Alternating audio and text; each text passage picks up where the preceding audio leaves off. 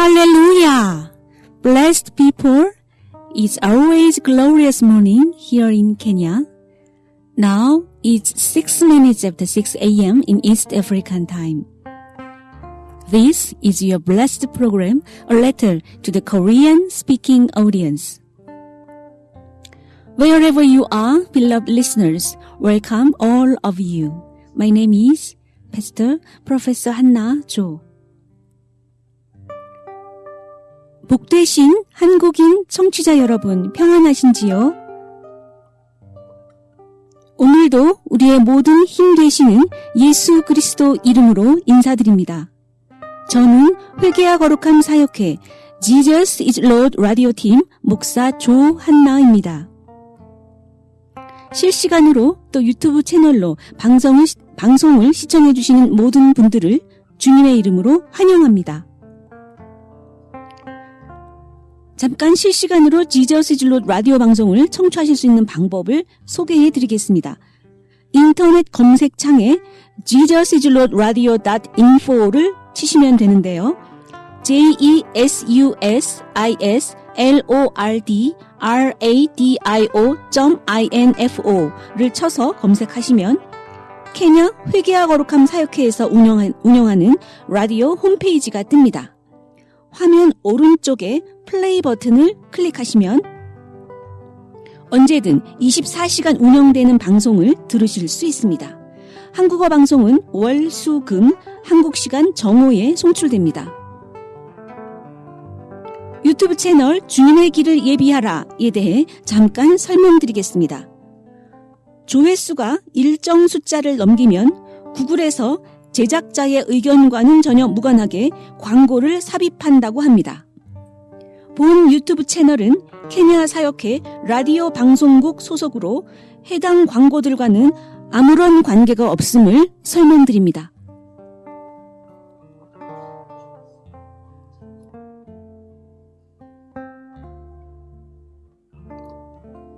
오늘 전달드릴 말씀은 지난 2월 28일 선지자님께서 나이로비 헤드오피스에서 하나님의 구름 방문을 축하하는 행사 도중 전달해 주신 3시간 넘는 분량의 말씀입니다. 요한계시록의 첫 번째 말탄 자와 관계되는데요. 지금 바로 시작하겠습니다.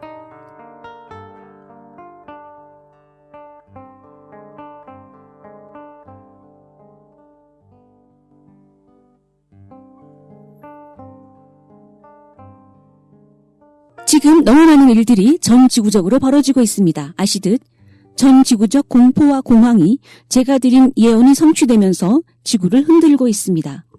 전염병이 아시아 지역에서 발생한다고 말씀드렸던 예언에 대해 우리는 잘 알고 있습니다. 어제와 오늘 일본은 모든 학교와 공공장소의 문을 닫았습니다. 나라 전체가 문을 닫은 것입니다. 중국은 이미 오래전부터 이렇게 되었습니다. 특히 무행 지역을 중심으로 춘절 이래 도시가 봉쇄되어 있습니다. 이태리 12개 도시가 군대의 통제를 받으며 출입이 제한되어 있습니다.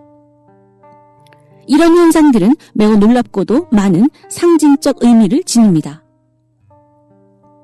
코로나 바이러스는 병적 징후가 나타나지 않은 상태에서도 전염이 되는데 자신이 복균자라는 것을 스스로 인식하지 못한 상태에서 전파가 되고 있다는 것이 기존의 바이러스 전염 경로와 전혀 다른 새로운 상황을 만들어낸다고 하겠습니다. 이 바이러스에 대해 명확한 분석이 없으므로 스스로 자가 진단이 안 되는 것인데, 예를 들어 미국에서의 사례를 보면 환자나 병원 측에서 모두 코로나 바이러스인 것을 모르고 입원 치료를 받는 도중 확진이 되어 병원을 옮기는 경우가 있었습니다. 제가 선포했던 예언으로 이 땅이 공포에 사로잡혀 있습니다. 지금 국경을 넘나드는 일들이 통제되고 있는데 한국인, 중국인, 일본인 등이 제한을 받고 있습니다. 관광 국가인 이스라엘 텔아비브 공항에서 벌어진 일을 우리는 모두 보았습니다. 비행기 가득히 탄 한국인 관광객들이 이스라엘의 입국 거부로 고스란히 모두 한국으로 돌아가게 된 것입니다. 또한 현재 중국으로 향하던 모든 비행기가 중지되었고 중국 경로 역시 제한되고 있습니다. 제가 예언했던 아시아 지역 중심으로 번지는 전염병이 코로나 바이러스로 현실화되면서 벌어지는 스트레스 가득한 현재 지구의 모습입니다.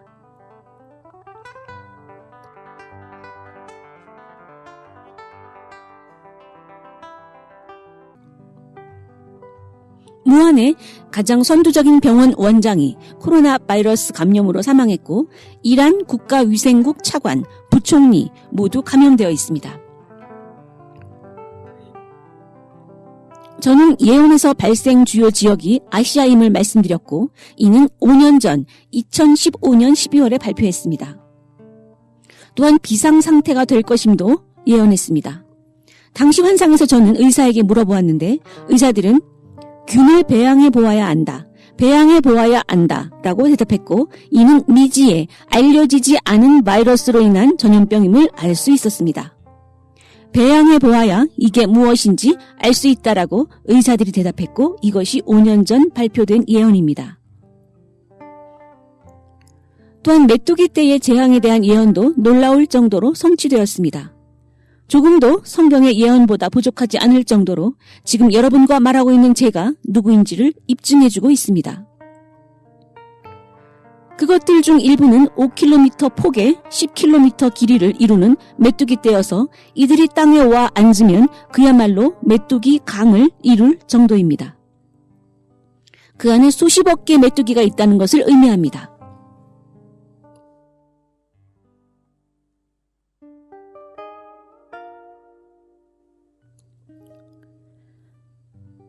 때문에 이러한 전 세계적으로 벌어지는 일들에 대해 제가 오늘 교회와 말씀을 나눔으로 좀 더 많은 빛을 여러분께 전달해드리고자 합니다. 2020년 12월 22일 키스무 집회에서 여러분은 모두 하나님의 구름이 내려와 여러분과 말하고 있는 이를 방문하시는 것을 보았습니다. 보아라, 그들이 저기에 있다. 이렇게 하신 것입니다. 이분은 만왕의 왕, 만주의 주이십니다. 야훼이십니다. 그리고 얼마 안 있어 12월 26일 태양계 모든 행성이 제 예언적 혀의 말에 순종하여 줄을 맞추게 되었고 태양빛이 지구에 도달하는 것을 막는 일이 벌어졌습니다. 태양이 빛을 잃는 것에 대한 예언은 같은 달, 즉 2019년 12월 8일에 발표했었습니다. 오로지 제 혀의 말에 근거하여 선포하였으며 그것이 12월 26일 성취되었습니다. 예언에서도 제가 특별한 날이라고 말씀드렸는데 정말 예수님의 탄생을 기념하는 시즌에 이 일이 성취된 것입니다.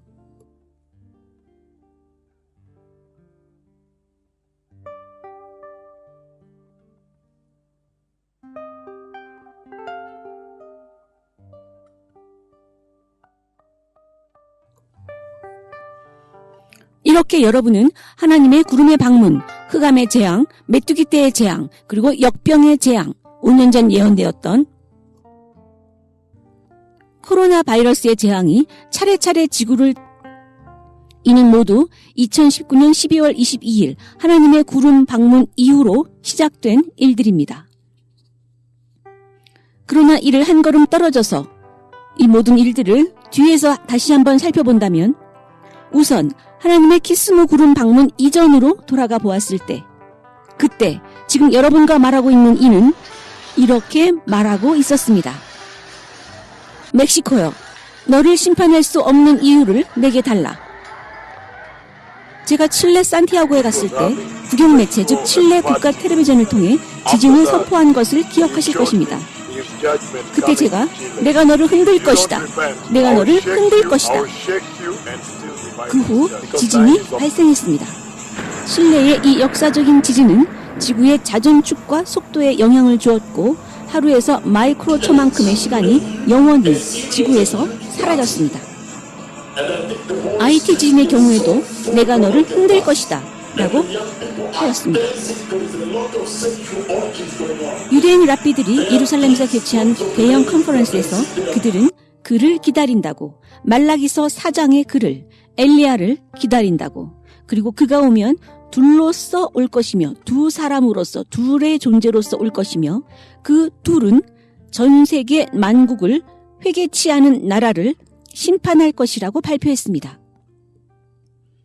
그 특별한 회의에서 그들은 둘로 오는 그를 곧 보게 될 것이며 그들이 열국을 심판하는 것을 보기를 기대한다고 했습니다. 저는 히브리 랍비들의 이러한 연구와 발표가 기독교 교회에 어떤 영향을 끼치는지 매우 궁금합니다. 왜냐하면 그들의 도래는, 둘로서 오는 엘리야의 도래는 교회에게도 있어 매우 중요한 일이기 때문입니다. 또한 에베레스트 산 지진에 대한 예언과 성취도 있었습니다. 세계에서 가장 높은 산의 높이를 1m 정도 낮춘 사건입니다. 저는 지금 하나님의 구름이 키스물을 방문하시기 이전 일들을 돌이켜보고 있는 중입니다. 왜냐하면 코로나 바이러스나 메뚜기 떼 재앙의 두려움에 갇히게 되면 주님께서 이를 통해 주시는 메시지를 놓칠 수 있기 때문입니다. 작년 12월 22일 이전 저는 이렇게 여러 나라의 회개를 촉구하며 지진으로 심판하시는 하나님을 선포했습니다. 한편 이외에 카카메가 집회에서 열국이 시청하는 앞에 마른 하늘로부터 폭우가 쏟아졌습니다. 제가 비를 내릴 것을 선포하고 1분도 안 되어 통역사가 제 말을 채 다 통역하기 전에 하늘이 열리고 폭포처럼 비가 쏟아졌습니다. 이런 기적은 온조로, 엘다마라빈, 키시, 나이지리아, 페루, 리마에서도 반복되었습니다. 하늘을 향해 명령했을 때 마른 하늘에서 비가 쏟아진 것입니다. 페루 리마의 경우 천국으로부터 수정과 금분이 떨어지기도 했습니다.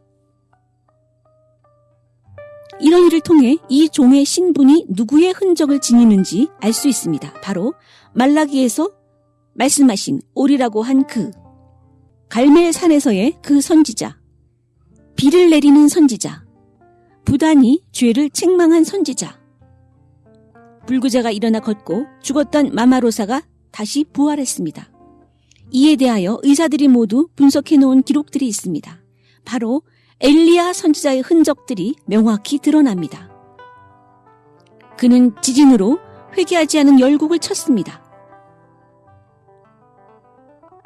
그러나 2019년 12월 22일 하나님 아버지께서 직접 어둡고 빽빽한 구름으로 이 두 선지자를 방문하셨고 이를 가만히 보면 하나님의 구름이 방문하신 경우는 오직 모세였던 것을 우리가 알 수 있습니다. 성경에 기록된 이래 하나님의 구름의 방문을 받은 사람은 구약의 모세 외에는 없습니다. 그 이후 얼마 되지 않아 바로 흑암이 지구를 쳤습니다. 12월 26일입니다. 그런데 이 또한 모세에게 있었던 일이 아닙니까? 그 이후 메뚜기 떼의 재앙이 덮쳤습니다. 그런데 이 또한 모세에게 있었던 일이 아닙니까? 그 이후 온역으로 이 땅을 쳤습니다. 지금 코로나 바이러스입니다. 이것도 모세가 아닙니까? 보아하니 주님께서 이 두 번째 선지자를 지금 소개하고 계시는 것입니다. 왜냐하면 다른 하나는 그 다른 기간 동안 매우 명확하게 드러났었습니다. 그러나 12월 22일 하나님의 구름 방문 이후로 흑암의 재앙, 여러 국가에서 발생하고 지금도 번지고 있는 메뚜기 떼 재앙, 또한 문자 그대로 지구를 닫아버린 코로나 바이러스, 이 전염병의 재앙, 주님께서 매우 분명히 두 번째 선지자를 소개하고 계시는 것입니다. 뒤에 숨어 계셨고 그다지 나타나지 않으셨던, 우연히 집회에서 카메라에만 포착되었던 두 번째 선지자입니다. 늘 다른 선지자가 사역을 이끌어왔습니다. 왜냐하면 주님께서 내가 엘리야를 보내리라 라고 말씀하셨기 때문입니다. 그런데 늘 뒤에 계셨던 그분이 12월 22일부터 사역을 이끌어 나가시는 듯합니다. 다른 하나는 회개하지 않은 나라들을 지진으로, 허리케인으로 쳤는데 또 다른 하나는 등장하자마자 전 지구가 닫혀버렸습니다. 마치 두 번째 선지자가 더 두려운 듯합니다. 또 한 가지 말씀드리는 것은 그 다른 한 분이 사역을 이끌어 나가시면서 그가 더 위대하다는 것을 알게 되었습니다. 왜냐하면 제가 매우 가까운 근거리에서 아버지 하나님을 뵈기 시작했기 때문입니다. 꿈에서 아버지 하나님께서 매우 가깝게 5m나 10m 안팎으로 저와 계시는 것을 보았습니다. 가까워지자 하나님께서 돌아보셨습니다. 고대의 신, 아버지 하나님 자신이십니다. 더 상세한 것은 공개하지 않겠습니다만 제가 따라가려고 할 때 돌연 그분께서 거기 계셨고 몸을 돌이켜 보시면서 멈추셨는데 그때 하나님과 저 사이에 무수히 많은 메뚜기 떼가 지나갔습니다. 그리고 제게 이번에 나라 전체이다. 나라 전체가 재해를 입을 것이다. 라고 하셨고 왜냐하면 그들이 너를 저촉했기 때문이다. 너를 범했기 때문이다. 라고 하셨는데 마치 그들이 너를 범한 것으로 인해 내가 언짢다고 하시는 것 같았습니다. 이는 제게 매우 놀라운 일입니다. 왜냐하면 제 배후에 계시던 그분이 사역을 이끌어 나가기 시작하시면서 아버지 하나님께서 그를 방문하시는데 얼굴과 얼굴을 대면하여 보시면서 직접 그에게 말씀하십니다. 메뚜기 떼는 모든 것을 망쳐놓았습니다. 견디기 힘든 심판입니다. 일본은 학교가 다 문을 닫았고 중국은 17억 인구가 지금 갇혀 있습니다.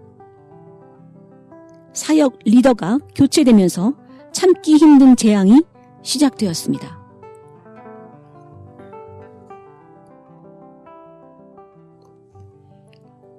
성경을 보시면 부자와 나사로의 비유에서 아브라함이 천국에서 나사로와 함께 있고 부자는 지옥에 있는데 아브라함이 부자에게 염려 말아라. 나사로를 보내지는 않을 것이다. 그들에게 모세와 선지자가 있으니 그들에게서 들을지니라 라고 하셨습니다. 모세와 선지자입니다. 주님께서는 이미 모세를 특별히 대우하셔서 모세와 선지자들이라고 하십니다. 다른 사람들은 선지자이며 모세는 가장 높은 선지자. 이는 어떤 등급을 혹은 어떤 친밀한 관계를 나타내시는 듯합니다. 하나님의 친구로서 그가 하나님을 부르면 하나님께서 야훼 그분께서 그를 만나러 오십니다. 현재 전 세계로 생중계되고 있는데요. 설교의 도입 부분에서 이 사역회를 이끌어가는 다른 한 분이 주식시장을 비롯해 지구 전체를 닫아버리셨습니다. 믿기 힘든 현실 앞에 제가 개입하여 교회로 하여금 교회를 향한 열국을 향한 메시지가 무엇인지 볼 수 있도록 하고자 합니다. 성경 계시록을 살펴보겠습니다. 계시록 1장, 2장, 3장에서 주로 볼 수 있는 것은 아버지 하나님과 교회 간의 대화입니다. 주님께서 교회를 가르치시고 교회에게 지시를 주시며 교회가 회개할 것을 말씀하시고 처음 사랑을 기억하라고 하십니다. 회개하라. 우선순위를 점검하라. 누구든지 이기는 자는 내가 그에게 생명나무의 열매를 먹게 하리라. 라고 하십니다. 즉 계시록 1장, 2장, 3장을 통해 계속해서 회개할 것과 이길 것을 강조하고 계십니다. 죄에서 돌이킬 것과 죄를 이길 것입니다. 주님께서 교회를 준비시키시는 것입니다. 주님께서 교회를 회개로 준비시키셨습니다. 주님께서 강조하시는 것은 회개, 회복, 부흥, 재건입니다. 이것이 계시록 1장, 2장, 3장의 내용입니다. 그러나 계시록 4장을 펴보시면 또 다른 풍경이 펼쳐지게 되는 것을 봅니다. 4장 1절에서 이미 하나님의 보좌가 나오며 이는 천국 안의 일이라는 것을 알게 됩니다. 계시록 4장 1절입니다. 이 일 후에 내가 보니 하늘에 열린 문이 있는데 내가 들은 바 처음에 내게 말하던 나팔소리 같은 그 음성이 이르되 이리로 올라오라. 이후에 마땅히 일어날 일들을 내가 네게 보이리라 하시더라. 이렇듯 1장, 2장, 3장을 통해 전체적으로 교회를 준비시키시는, 교회에게 그 길을 준비시키시는, 회개와 회복, 십자가로 돌아갈 것, 처음 사랑을 회복할 것, 성령의 불을 잃지 말 것을 말씀하셨다면 4장에 와서 바로 우리가 듣는 것은 이리로 올라오라 입니다. 주님께서 그를 데리고 위로 올라가셨으니 위치가 땅에서 하늘로 변했습니다. 하늘문이 열리고 이제부터는 바로 천국 안입니다. 주님께서도 천국 안에서 말씀하고 계시는 것입니다. 만약 계시록 4장에서 휴거와 관련된 어떠한 구절이라도 우리가 찾아볼 수 있다면 바로 방금 읽은 1절입니다. 왜냐하면 1장, 2장, 3장에서 그들은 땅 위에 있었는데 4장이 되자마자 위로 올라갔기 때문입니다. 이때로부터 모든 대화는 하늘에서 진행됩니다. 이리로 올라오라. 이후에 마땅히 일어날 일들을 내게 보이리라. 지금까지는 주님께서 계속 회개할 것을 말씀하셨습니다. 그러나 천국 위로 올라간 이후 장래 일을 보여주십니다. 장래에 마땅히 일어날 일들입니다. 조금 전까지는 이 땅에서의 일이었으나 이제 위치가 바뀌어 천국 안에서의 대화가 됩니다. 내가 곧 성령에 감동되었더니 보라, 하늘에 보좌를 베풀었고 그 보좌 위에 앉으신 이가 있는데, 이렇게 그는 천국 안의 일을, 하나님의 보좌를 묘사하기 시작합니다. 그는 천국 안, 보좌 앞에 있습니다. 앉으신 이의 모양이 벽옥과 홍보석 같고 또 무지개가 있어 보좌에 둘렀는데 그 모양이 녹보석 같더라. 보좌의 주위에 또 24개의 보좌가 있으며 그 위에 24장로가 있는데, 기억하십니까? 저는 이 보좌에 대해 매우 익숙합니다. 이 모든 건축 공간과 위치 안에서 이 두 선지자가 일합니다. 오늘 좀 많이 공개하겠습니다. 저는 매우 많이 제가 보좌실에 다녀왔다, 보좌 앞에 있었다 등의 표현을 해왔습니다. 그 안에 많은 것들이 숨겨져 있습니다. 오늘 조금 공개하겠습니다. 이렇게 그는 이제 천국 안에 있습니다. 그 후 그곳에서 보좌를 봅니다. 보좌 위에 앉으신 그분은 주 야훼이십니다. 그리고 24개의 보좌가 그 보좌를 둘러 있습니다. 저는 이 24개의 보좌에 대해서도 매우 익숙합니다. 한 번은 주님께서 저를 2개의 특별한 보좌 사이로 데려가신 적이 있습니다. 하나님의 영광이 그 모든 것을 덮었고 그 보좌도 덮여 있었습니다. 24개의 보좌들 중 주님께서 2개의 보좌 사이로 저를 데려가셨고 그곳에서 저와 말씀을 나누셨습니다. 따라서 오늘 제가 말씀드리는 이러한 위치와 구조에 대해 저는 매우 잘 알고 있습니다. 그냥 저를 따라오시면 됩니다. 저는 오늘날 이 세상에서 벌어지는 일들이 무슨 의미가 있는지를 말씀드리려고 하는 것입니다. 이렇듯 여기 보좌가 있고 24개의 보좌가 있으며 또 24장로가 그 위에 앉아 있습니다. 그는 천국을 지금 묘사하고 있으며 곧 벌어질 일들을 이제 설명하려고 하고 있습니다.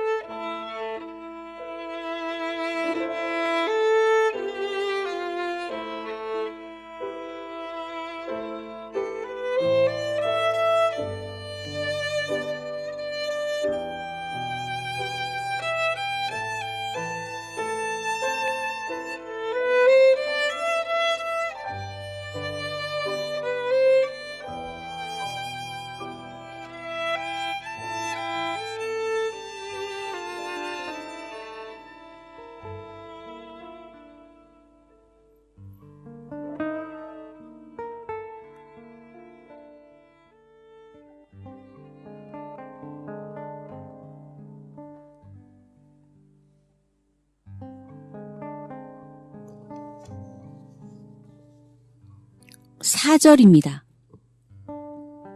또 보좌에 둘려 24보좌들이 있고 그 보좌들 위에 24장로들이 흰 옷을 입고 머리에 금관을 쓰고 앉았더라.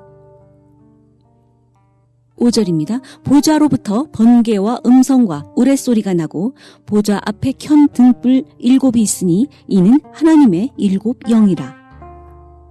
보좌 앞에 수정과 같은 유리바다가 있고 보좌 가운데와 보좌 주위에 4 생물이 있는데 앞뒤에 눈들이 가득하더라. 그 첫째 생물은 사자 같고 둘째 생물은 송아지 같고 그 셋째 생물은 얼굴이 사람 같고 그 넷째 생물은 날아가는 독수리 같은데 4 생물은 각각 6 날개를 가졌고 그 안과 주위에는 눈들이 가득하더라.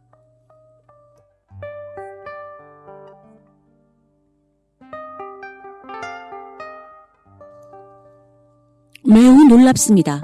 그가 하나님의 보좌를 설명하는데 24개의 보좌들과 24명의 장로들을 말하고 있습니다. 그들은 흰 옷을 입었고 금으로 된 면류관을 썼습니다. 그들은 중심의 보좌를 둘러서 있습니다. 그리고 4 생물에 대해 묘사합니다. 바로 하나님 보좌의 안쪽에 있습니다. 4 생물은 하나님 보좌 안쪽에 있습니다. 매우 놀랍습니다. 왜냐하면 이는 가장 안쪽의 일, 당신이 하나님 보좌에서 들어갈 수 있는 가장 안쪽으로 내부로 들어가야 볼 수 있는 4 생물이기 때문입니다. 또한 여기서 당신과 말하고 있는 이는 당신과 말하고 있는 저는 이 4 생물과 매우 밀접한 관계를 갖고 있습니다. 오늘 제가 조금 여러분께 공개하면 여러분은 누가 지금 여러분과 말하고 있는지를 알게 될 것입니다. 제가 지금 이 지구 위에서 하고 있는 사역은 바로 하나님 보좌 안에 4 생물과 매우 밀접한 관계를 지니고 있습니다. 이 사역회 초창기부터 계셨던 분들은 이에 대해 좀 알고 계실 것입니다. 이 사역에 있어 지시와 명령은 모두 이 4 생물과 매우 긴밀하게 연결되어 있습니다. 저는 이 4 생물과 매우 긴밀한 연계를 지니고 있으며 이 4 생물은 보좌에서 당신이 들어갈 수 있는 가장 안쪽에 있습니다. 이 사역은 그 자체로 이 4 생물과 밀접하게 연계되어 있으며 모든 지시와 가르침을 직접 4 생물로부터 받습니다. 제가 이 지구 위에서 이끄는 사역회가 이 4 생물과 직접 연계되어 있으며 그로부터 모든 지시를 받고 있음을 지금 공개해 드립니다. 4 생물은 첫 번째 생물 사자, 두 번째 소, 세 번째 얼굴이 사람 같고 네 번째 나는 독수리 같다고 했습니다. 조금 더 알려드리겠습니다. 우선 첫째는 사자 같다고 했는데 이 사자는 날개가 있습니다. 지금 저는 하나님 보좌 앞에서 목도되는 다이나믹한 연계 과정들을 말씀드리고 있습니다. 둘째 생물은 송아지 같고 셋째 생물은 얼굴이 사람 같다고 했는데 실은 셋째 생물도 소와 같습니다. 단지 거대한 사람의 얼굴이 있는데 매우 거룩한 얼굴입니다. 완전히 처음으로 이것을 알게 되셨을 것입니다. 전혀 생각도 못했을 것입니다. 저는 알고 있었습니다. 기억하십니까? 제가 4번째 말탄자에 대해 드렸던 예언 내용을 보시면 4 생물에 대한 언급이 나와 있습니다. 모든 각각의 말탄자들이 풀릴 때마다 주님께서는 신실하시게 저를 그분의 보좌로 데려가셨고 제가 보좌 앞에 섰을 때 어린 양께서 인을 떼셨습니다. 그러면 그에 상응하여 4 생물이 움직이고 또 말탄자를 불러 나옵니다. 주님께서는 제가 어느 생물인지, 넷 중 어느 생물인지를 확실히 알아본 것을 확인하신 후에 그 4 생물이 다시 돌아가게 하십니다. 그 4 생물이 다시 돌아가 그에 상응하는 말탄자를 불러냅니다. 이는 보좌실에서 당신이 들어갈 수 있는 가장 안쪽의 일입니다. 여기 계신 분들 중 4번째 말탄자에 대한 예언을 기억하시는 분들이 계신지요?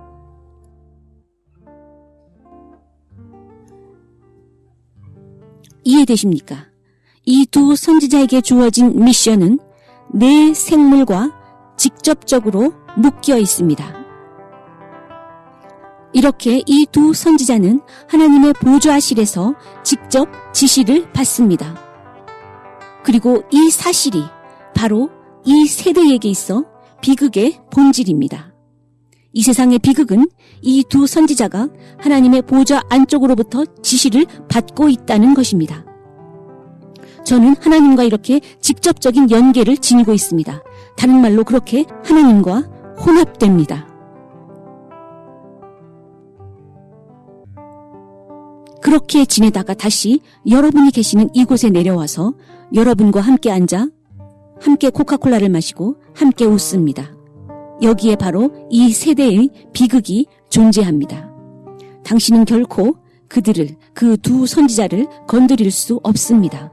그건 여러분을 다치게 할 것입니다. 정말입니다. 그러면 당신은 크게 다칩니다. 이는 비극입니다. 그들은 하나님의 보좌의 가장 안쪽 내부에서 이런 식으로 섞여 있다가 내 생물이 오면 그들과 교제하고 그리고 말탄자가 나옵니다. 지금 이 지구에서 무슨 일이 벌어지는지 아시겠습니까? 그리고 다시 돌아와 여러분과 함께 섞여 웃습니다.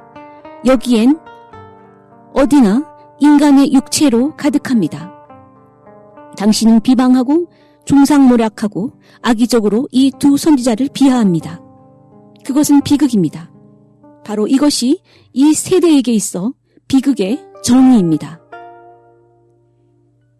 상상이 되십니까? 그곳이 얼마나 깊은 곳인지 보십시오. 세라핌은 그쪽 방향으로 쳐다보지도 못합니다. 보좌의 가장 안쪽에서 하나님과 그렇게 교류하고 하나님의 가장 거룩한 보좌 안쪽에서 내 생물과 교류하고 지시를 받고 그리고 다시 사람으로 돌아옵니다. 여러분 같은 이런 죽을 수밖에 없는 육체로 돌아옵니다. 사랑하고 욕하고 비방하고 중상모략하고 여러분 육체는 아무거나 다 합니다. 이것이 이 세대의 비극입니다. 이것이 이 세대의 비극입니다. 내 생물로부터 지시를 받고 그 보좌의 가장 안쪽으로부터 다시 돌아와 아무렇지도 않게 여기 섞인다면 그것이 큰 문제일 것입니다. 왜냐하면 그들은 구별되어 있고 그들은 지시를 받고 내려왔습니다. 아무렇게나 여러분과 함께 섞일 수가 없습니다. 왜냐하면 그 어떠한 작은 실수라도 하게 된다면 그것은 용납될 수 없는, 돌이킬 수 없는, 용서받을 수 없는 것이기 때문입니다. 그렇다면 이제 저를 비방하는 분들 말해보십시오. 당신은 결코 당신을 기다리고 있는 것이 무엇일지 상상도 못할 것입니다. 심지어 저는 이제 보좌에 대한 디테일을 지금 드리고 있습니다. 그 안쪽의 디테일을.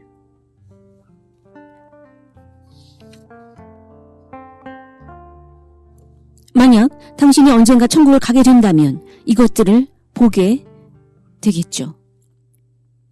사실 셋째 생물은 소입니다. 단지 사람의 얼굴을 갖고 있는데 매우 거룩하고 진지한 얼굴입니다. 첫째 생물은 사자인데 날개가 있습니다. 계시록 1장, 2장, 3장은 휴거를 위해 교회를 준비시키시는 내용입니다.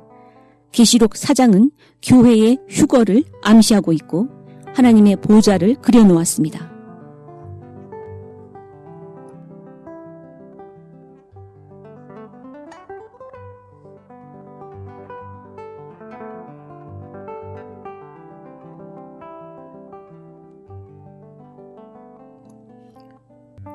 계시록 4장 8절부터 다시 읽겠습니다. 생물은 각각 6날개를 가졌고 그 안과 주위에는 눈들이 가득하더라. 그들이 밤낮 쉬지 않고 이르기를 거룩하다, 거룩하다, 거룩하다. 주 하나님 곧 전능하신 이여 전에도 계셨고 이제도 계시고 장차 오실 이시라. 그 생물이 보좌에 앉으신 세세토록 살아계시는 이에게 영광과 존귀와 감사를 돌릴 때에 24장로들이 보좌에 앉으신 이 앞에 엎드려 세세토록 살아계시는 이에게 경배하고 자기의 관을 보좌 앞에 드리며 이르되 우리 주 하나님이여 영광과 존귀와 권능을 받으시는 것이 합당하오니 주께서 만물을 지으신지라 만물이 주의 뜻대로 있었고 또 지으심을 받았나이다 하더라. 여기서 주의 뜻대로라고 하십니다. 모든 것이 실로 있으라 하니 있었고 그분의 뜻대로 창조되었습니다. 이제 계시록 5장으로 넘어가겠습니다. 위치가 바뀌었고 이들은 지금 천국에 있습니다. 천국으로 휴거되었고 보좌가 묘사되었습니다. 이제 좀 더 오늘의 메시지로 다가가겠습니다. 두루마리와 어린 양입니다. 계시록 5장 1절입니다. 내가 보매 보좌에 앉으신 이의 오른손에 두루마리가 있으니 안팎으로 썼고 7인으로 봉하였더라. 이제 우리는 두루마리를 만납니다. 보좌에 앉으신 이는 야훼이십니다. 만군의 주, 만주의 주이십니다. 보좌에 앉으신 그분의 오른손에 두루마리가 있습니다. 두루마리를 먼저 소개하겠습니다. 두루마리는 무엇을 의미합니까? 두루마리는 선지자와 관련이 있습니다. 선지자들이 두루마리에 썼습니다. 두루마리는 선지자의 도구입니다. 예언을 쓰고 하나님의 지시를 적습니다. 지금 두루마리 양쪽에 모두 글자가 있다고 합니다. 바깥쪽 그리고 안쪽에. 이 특별한 두루마리가 천국에 있습니다. 저는 이 두루마리를 보았습니다. 사실 저는 이 두루마리를 만졌습니다. 두루마리는 일반적으로 말려 있습니다. 그 중에는 파피루스 등의 재료로 만들어지기도 합니다. 또한 두루마리는 대체로 봉인되어 있습니다. 선지자가 두루마리에 쓰고 그것을 말아 봉인합니다. 토라는 지금까지도 두루마리를 사용합니다. 때문에 건장한 젊은 남자가 그 두루마리를 가져다가 당신이 원하는 곳에다 펴줍니다. 사회사본에 대해 들어보셨을 것입니다. 오늘의 이 모든 여정은 당신에게 교훈을, 지시를 발견하게 하려 함입니다. 다시 5장 1절입니다. 내가 보매 보좌에 앉으신 이의 오른손에 두루마리가 있으니 안팎으로 썼고 7인으로 봉하였더라. 또 보매 힘있는 천사가 큰 음성으로 외치기를 누가 그 두루마리를 펴며 그 인을 떼기에 합당하냐. 이렇게 그가 묻습니다. 하늘 위에나 땅에나 땅 아래에 능히 그 두루마리를 펴거나 보거나 할 자가 없더라. 그 두루마리를 펴거나 보거나 하기에 합당한 자가 보이지 아니하기로 내가 크게 울었더니. 장로 중 한 사람이 내게 말하되 울지 말라. 유대 지파의 사자 다윗의 뿌리가 이겼으니 그 두루마리와 그 7인을 떼시리라 하더라. 내가 또 보니 보좌와 내 생물과 장로들 사이에 한 어린 양이 서 있는데 일찍이 죽임을 당한 것 같더라. 그에게 7뿔과 7눈이 있으니 이 눈들은 온 땅에 보내심을 받은 하나님의 7영이더라. 우리는 여전히 보좌에 있습니다. 그리고 만군의 주께서 보좌에 앉아 계십니다. 보좌에 앉으신 분은 만군의 주이십니다.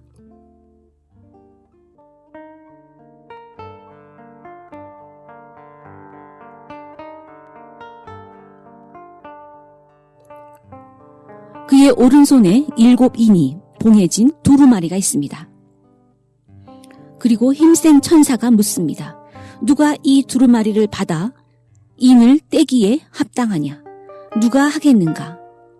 두루마리를 누가 열겠는가? 그들은 위로, 천국 안으로, 천국 아래로, 땅 위로, 땅 아래로 다 찾아보았지만 아무도 없었습니다. 이로 인해 슬픔과 두려움이 생깁니다. 이 감정의 표출, 아마도 천국에서 유일한 감정 표현일 것입니다. 지금 천국에서 감정을 표현하고 있습니다. 울고 또 우는 것입니다. 그러자 장로 중 한 사람이 말합니다. 그러지 말라. 여기서 그러지 말라. 보라, 유다 지파의 사자가 다윗의 뿌리가 승리했다. 그리고 그가 이제 두루마리를 취할 것이고 또 그 인을 뗄 것이다. 얼마나 놀랍습니까? 지금 주님께서 이 모든 것을 당신에게 화면처럼, 그림처럼 보여주십니다. 놀랍습니다. 당신에게 어린 양의 월등함, 어린 양의 탁월함을 보여주고 계시는 것입니다. 누구도 하나님의 오른손에서 그 두루마리를 취할 수 없습니다. 천국 위, 천국 안, 천국 아래, 땅 위, 땅 아래, 그 어디에도 두루마리를 받기에 합당한 자, 그 인을 뗄 자격이 있는 자가 없습니다. 오로지 어린 양만이 가능하십니다. 메시아의 우월성, 뛰어남, 메시아의 높으심, 최고되심을 말씀하고 계시는 것입니다.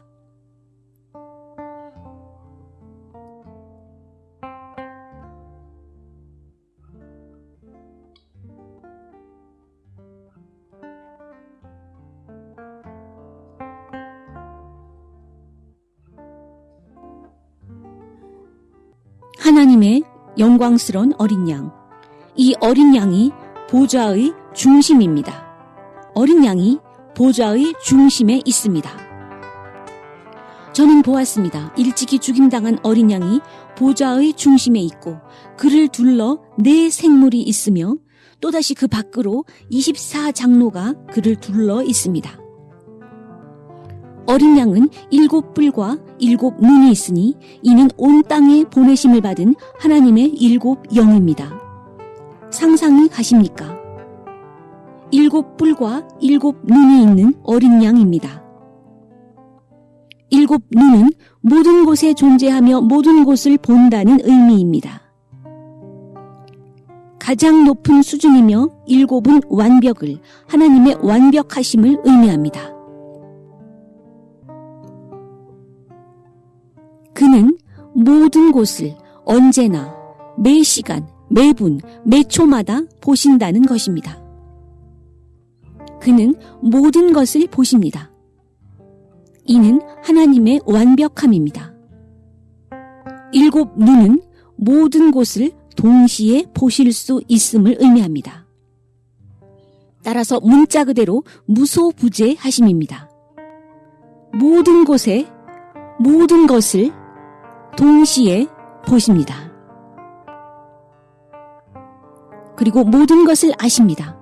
지혜의 가장 높은 수준입니다. 가장 높은 단계의 놀라운 지적 수준입니다. 가장 높은 단계의 이해력입니다. 7눈입니다.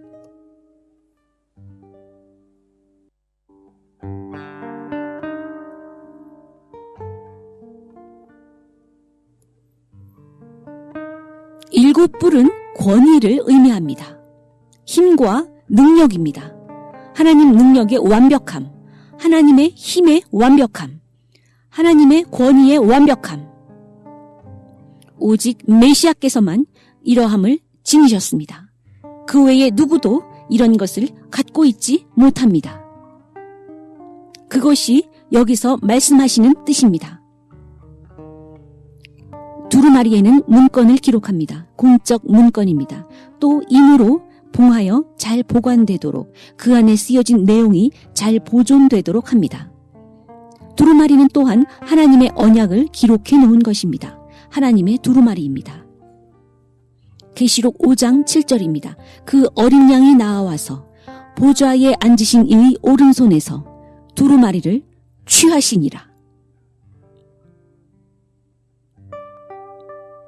저는 이것을 언급하길 원합니다. 2004년 4월 2일에 그 랜드마크가 되는 예언, 계속적으로 변화하는 오늘의 세계에 이르기까지 그 예언이 적용되고 있는 그 예언. 저는 하나님의 보좌 앞에 있었고 산 같은 하나님의 영광이 하나님 보좌로부터 나왔습니다. 이 나레이션을, 이 내러티브를 여러분은 이미 다 알고 계실 것입니다. 제가 여러 번 말씀드렸습니다. 전 세계적으로 하나님의 산 같은 영광이 하나님의 보좌로부터, 맞습니까? 그리고 오른쪽에 피로 물든 달이 있었습니다. 영광스러운 흰 말이 달을 향해 달려갔는데 초월적으로 영광스러운 말이었습니다. 그 후 세례 요한이 나왔습니다. 그 후 주님께서 보좌에 앉아 계심을 제가 명확하게 알도록 보좌로부터 그렇게 하셨습니다. 그리고 어린 양도 그의 보좌에 앉아 있습니다. 그 후 대화를 주셨습니다. 다들 기억하십니다. 저에게 보여주셨던 이스라엘에서 발생한 그리고 발생할 일에 대한 그 대화입니다. 이스라엘에 벌어질 일들을 보여주셨습니다. 다음 3, 4일 후에 이스라엘에서 선거가 있습니다. 이 말씀은 2월 28일에 주신 말씀입니다.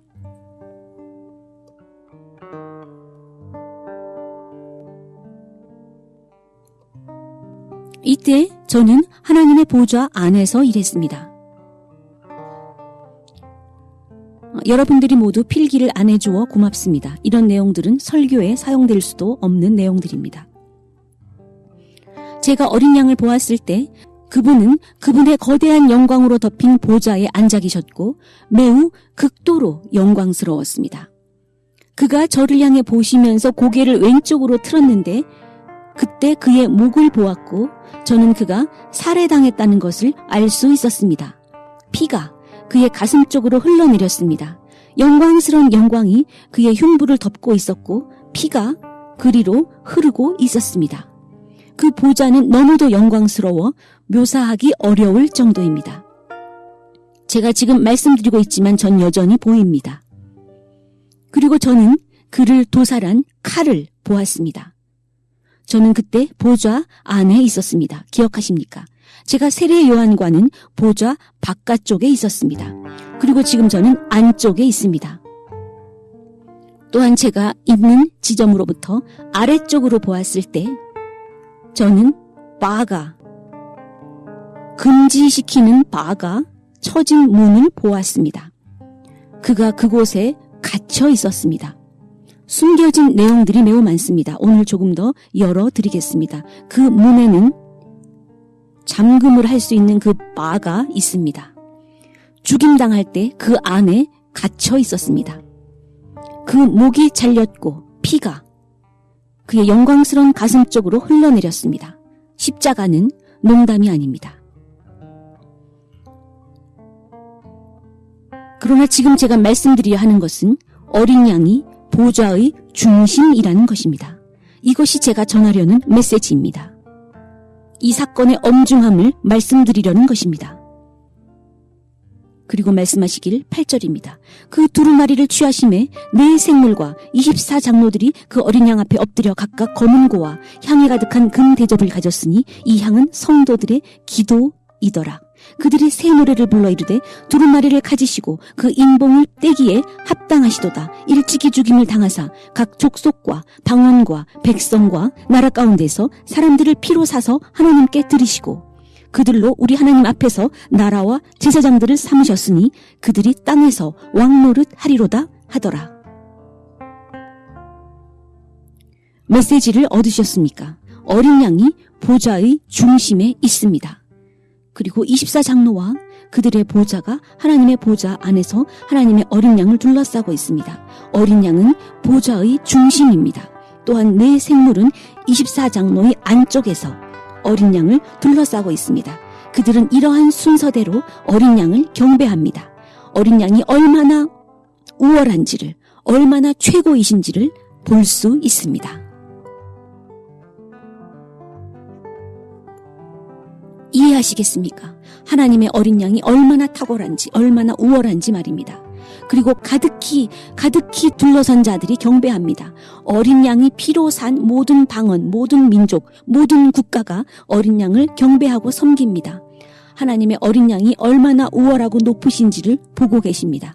여러분의 눈앞에 펼쳐지는 장엄함입니다. 그분은 하나님의 보좌의 유일한 중심이십니다.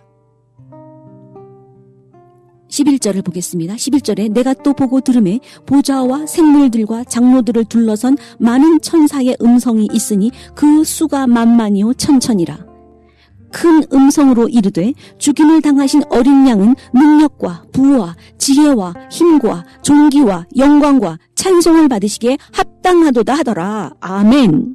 이렇게 이 메시지를 향해 더 나아갈 때 하나님의 어린 양이 하나님의 보좌의 중심임을 볼 수 있습니다. 보좌의 중심은 하나님의 어린 양입니다. 그리고 그 다음 네 생물이 있어 하나님의 어린 양을 둘러쳐져 있습니다. 그리고 그 다음 24장로가 둘러쳐져 있습니다. 하나님 보좌의 가장 내부의 장면입니다. 저는 가보았습니다. 사역을 위해서 말입니다. 그곳에서 저는 지시와 방향을 직접 받습니다. 네 생물과의 교류를 통해서 말입니다. 지금 제가 여러분께 상세하게 소개해드리고 있습니다.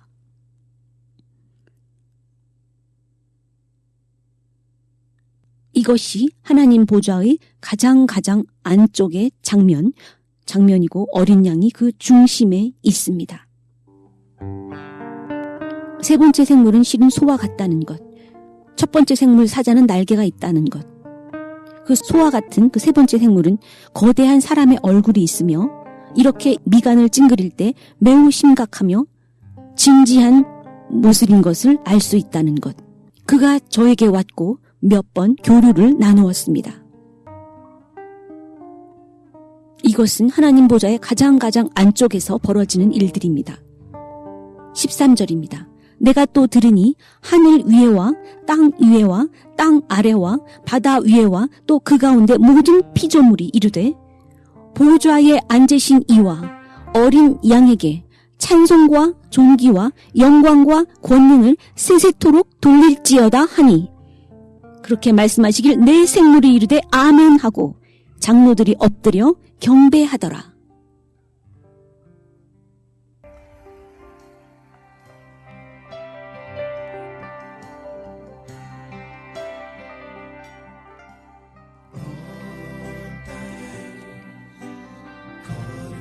네, 오늘 한국어 방송은 여기에서 마치겠습니다. 모든 곳을 동시에 보시는 어린 양의 7 눈을 항상 기억하십시오. 여러분이 조급해하고 조바심을 낼 필요가 전혀 없으십니다. 다 보십니다. 또한 여러분이 두려워해야 할 이유입니다. 여러분을 언제나 다 보고 계십니다. 청취해주신 여러분께 감사 인사를 드립니다. 다음에 뵐 때까지 평안하십시오. Well, beloved listeners, this is the end of today's program. Thank you very much. Shalom.